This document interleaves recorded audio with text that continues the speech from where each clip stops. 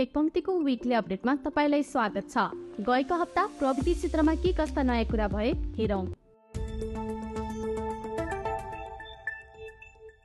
नेपाली बजारमा Apple watch ultra आधिकारिक रूपमा भित्रिएको छ। एप्पलको सबैभन्दा महँगो घडीको रूपमा पहिचान बनाएको यो स्मार्ट वाचको मूल्य नेपालमा 1,48,000 तोकिएको छ। त्यस्तै फोनपे प्राइभेट लिमिटेडले आफ्नो आइपिओ जारी गर्न एनएनबी क्यापिटलसँग सहकार्य थालेको छ।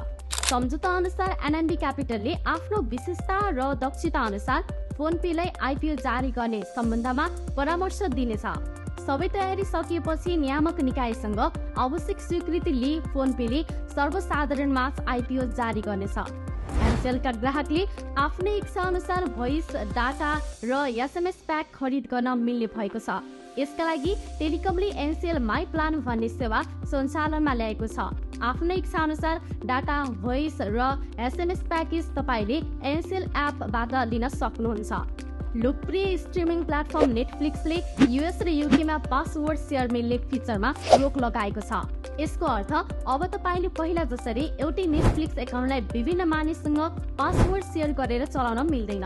युएस र युकेमा बसोबास गर्दै आएका नेपाली आफन्तजनले यदि तपाईले नेटफ्लिक्सको पासवर्ड दिनुभएको छ भने पनि तपाईले अब यो सर्भिस उपभोग गर्नका लागि अवरोध हुनेछ। तर आफ्नो एकाउन्टमा तपाईले महिनाको $8 तिरेर युजर्स एड गर्न भने मिल्छ।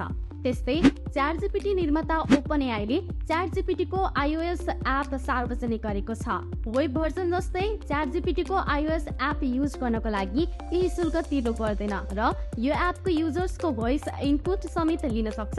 यसको अर्थ तपाईले यसमा टाइप गरेर प्रश्न गर्नुको सट्टा बोलेर पनि प्रश्न सोध्न सक्नुहुन्छ। एन्ड्रोइडका लागि भने च्याटजीपीटी एप उपलब्ध भइसकेको छैन, तर कम्पनीका अनुसार च्याटजीपीटीको अफिसियल एप एन्ड्रोइडमा पनि छिट्टै आउँदैछ। त्यस्तै विन्डोज 11 मा आरआर फाइल सपोर्ट गर्ने फिचर आउने भएको छ।